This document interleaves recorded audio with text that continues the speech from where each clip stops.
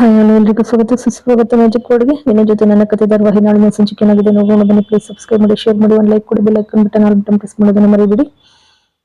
ಅಜಿತ್ ಭೂಮಿ ನವಮಾಸದ ವಾರ್ಷಿಕೋತ್ಸವ ಸಮಾರಂಭನ ಬಹಳ ಗ್ರ್ಯಾಂಡ್ ಆಗಿ ಮಾಡ್ತಾರೆ ವಂಶಿ.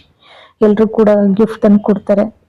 ಅದಾದ್ಮೇಲೆ ವಂಶಿ ತನ್ನ ಪಾಡಿಗೆ ತಾನು ಪಾಪ ಹೊರಗಡೆ ನಿಂತಿರ್ತಾರೆ. ಹೊರಗಡೆ ನಿಂತಾಗ ಅಜಿತ್ ಸತ್ಯಣ್ಣನ ಜೊತೆ, ಸತ್ಯಣ್ಣ ಯಾಕೋ ವಂಶಿ ಇದೇ ನನಗೆ ಅರ್ಥ ಆಗ್ತಾ ಇಲ್ಲ, ಬೇರೆ ರೀತಿನೇ ಅಂತ ಅನ್ನಿಸ್ತಾ ಇಲ್ವಾ?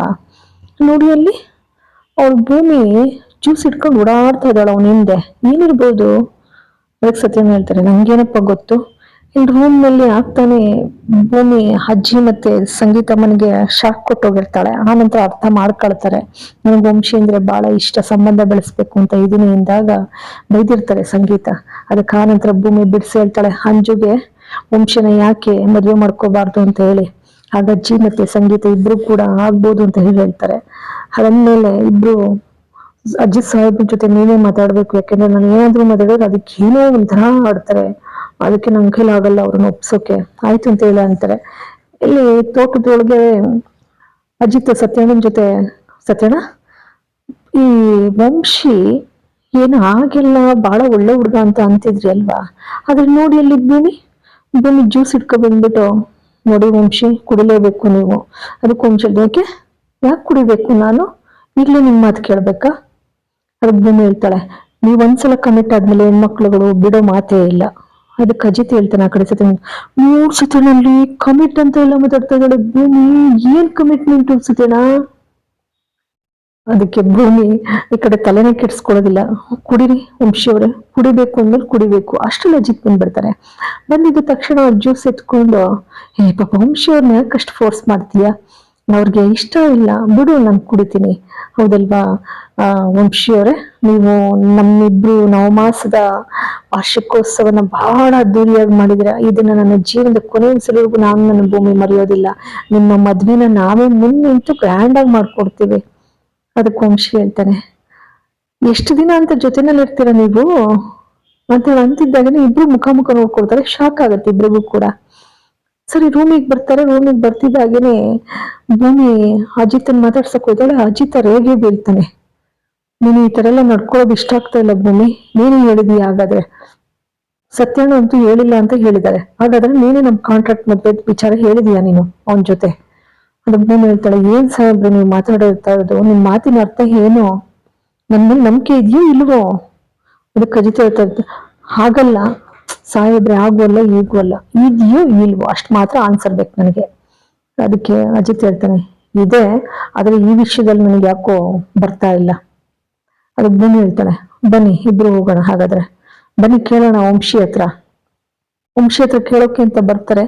ವಂಶಿ ಹತ್ರ ಕೇಳಲಿಕ್ಕೆ ಬಂದಾಗ ಭೂಮಿ, ನೀನೇ ಹೋಗಿ ಕೇಳೋ, ನಾನ್ ಬರೋದಿಲ್ಲ ಅಂತ ಹೇಳಿ ಅಜಿತ್ ಅಂತಾನೆ. ಯಾಕೆ, ನೀವೇ ತಾನೇ ಹೇಳ್ತಾ ಇರೋದು, ಬನ್ನಿ ಇಬ್ರು ಕೇಳೋಣ. ಅದಕ್ಕೆ ಅಜಿತ್ ಹೇಳ್ತಾನೆ, ಇಲ್ಲ ನೀನೇ ಹೋಗಿ ಕೇಳೋಗು.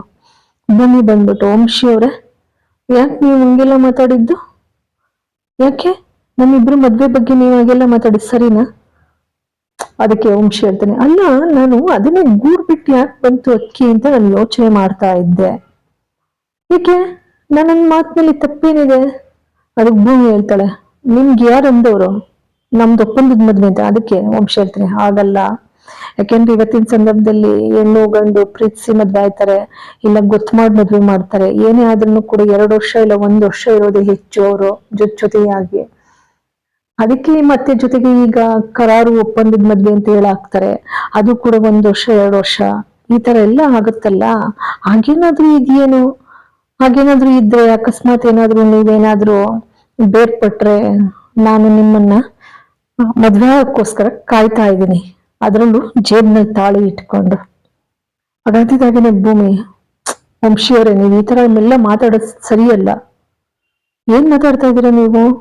ಅದಕ್ಕೆ ವಂಶಿ ಹೇಳ್ತೀನಿ, ಅದಂತೀನಿ ಅಂತ ನಿಜ ಅಂತ ಅನ್ಕೊಂಡ್ರ? ಅಯ್ಯೋ ಅಲ್ಲರಿ, ನೀವ್ ಯಾರ್ರಿ ನನಗೆ ಬಂಧುನ ಬಳಗನ ಹೇಳಿ? ನೀವು ಜೊತೆನಲ್ಲಿದ್ದು ನನ್ನನ್ ಮದ್ವೆ ಮಾಡೋಕೆ ಬಂಧುನ ಬಳಗನ ಹೇಳಿ, ನೀವ್ ಜೊತೆಲಿ ಇರ್ಬೇಕಲ್ಲ ಅಲ್ಲಿವರೆಗೂ, ಹೌದಲ್ವಾ? ನಾನು ಇದನ್ನೇ ನಾನು ನಿಮ್ ಜೊತೆ ಮಾತಾಡ್ತಾ ಇರೋದು. ಅದಕ್ಕೆ ಭೂಮಿ ಹೇಳ್ತಾಳೆ, ಓ ಹೌದಾ, ಆಗ ನೀವ್ ಅನ್ಕೊಂಡಿರೋದು? ವಂಶಿ ಹೇಳ್ತಾನೆ, ಹೌದು, ಮತ್ತೆ ಇನ್ಯಾಗೆ ಅಂತ ಅನ್ಕೊಂಡಿದ್ರಿ? ಆದ್ರೂ ಕೂಡ ಅಜಿತನಿಗೆ ಸಂಶಯ ಬಗೆಹರಿಯೋಲ್ಲ. ಅದೇ ಭೂಮಿ ಬಂದ್ಬಿಟ್ಟು ಸಿಟ್ಟು ಮಾಡ್ಕೊಂಡಿರ್ತಾಳೆ, ಮಾತಾಡೋದಿಲ್ಲ ಅಜಿತನ್ ಜೊತೆ. ಈ ತರ ಎಲ್ಲ ಅನುಮಾನ ಪಟ್ಟಲ್ಲ ನನ್ ಮೇಲೆ ಅಂತ ಹೇಳಿ. ಭೂಮಿ ಒಂದು ಕ್ಷಣ ಅವಾಕ್ಕಾಗ್ತಾಳೆ, ಶಾಕ್ ಆಯ್ತಾಳೆ. ವಂಶಿ ಅಂತಿದ್ದಾಗೇನೆ ನನ್ನನ್ ಮದ್ವೆ ಆಗಕ್ ಕಾಯ್ತಾ ಇದ್ದೀರಾ ಅಂತ ಹೇಳಿ. ಆದ್ರೆ ವಂಶಿ ಆಮೇಲೆ ಹೇಳ್ತಾರೆ, ಹಾಗಂತ ಯಾಕೆ ನೀವು ತಪ್ಪಾಗಿ ಭಾವಿಸ್ತೀರಾ? ಅದ್ರಲ್ಲೂ ನಿಮ್ಮ ಅಜಿತ್ ಸಾಹೇಬ್ ಇದಾರಲ್ಲ, ಅವ್ರು ನೋಡಿದ್ರೆ ಅವರು ಭಾವನೆನೇ ಒಂಥರ ಇದೆ. ಭೂಮಿ ಕೇಳ್ತಾಳೆ, ಏನಿದೆ?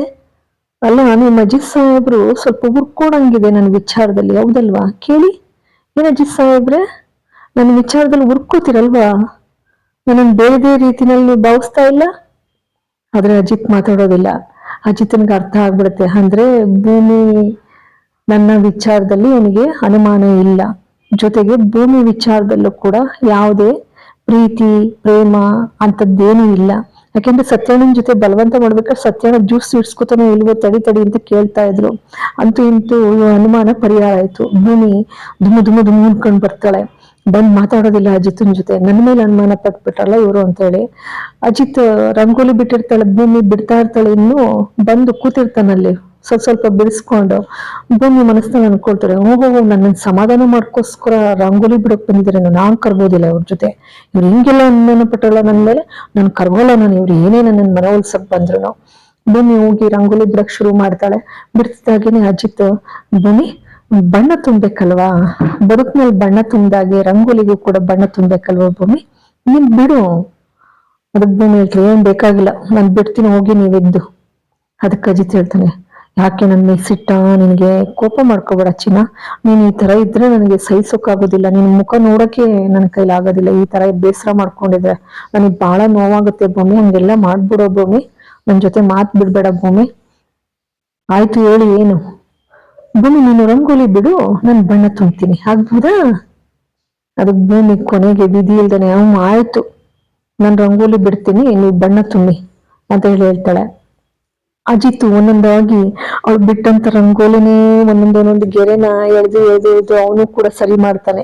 ಸರಿ ಮಾಡೋಳು ಮುಖನೇ ನೋಡ್ತಾ ಇರ್ತಾನೆ, ನಗ್ತಾಳೇನೋ ಅಂತ ಹೇಳಿ. ಆದ್ರೆ ಅವಳು ಬಿಗುಮಾನವಾಗಿ ಇರ್ತಾಳೆ. ಭೂಮಿ ನಗೋದಿಲ್ಲ, ಯಾಕೆಂದ್ರೆ ಅವಳಿಗೆ ಒಳಗ್ ಕುದಿತಾ ಇದೆ, ನನ್ನ ಮೇಲೆ ಅನುಮಾನ ಪಟ್ಬಿಟ್ರಲ್ಲ ಅಂತ ಹೇಳಿ. ಆದ್ರೆ ಅಜಿತ್ನಿಗೆ ಖುಷಿಯೋ ಖುಷಿ, ವಂಶಿಗಳ ಮೇಲೆ ಯಾವುದೇ ಕೆಟ್ಟ ಭಾವನೆ ಇಲ್ಲ ಅಂತ ಹೇಳಿ. ಇಲ್ಲಿಗೆ ಸಂಚಿಕೆ ಮುಕ್ತಾಯವಾಗ್ತದೆ. ಎಲ್ಲರಿಗೂ ಕೂಡ ಮತ್ತೊಮ್ಮೆ ಅನಂತ ಧನ್ಯವಾದಗಳು.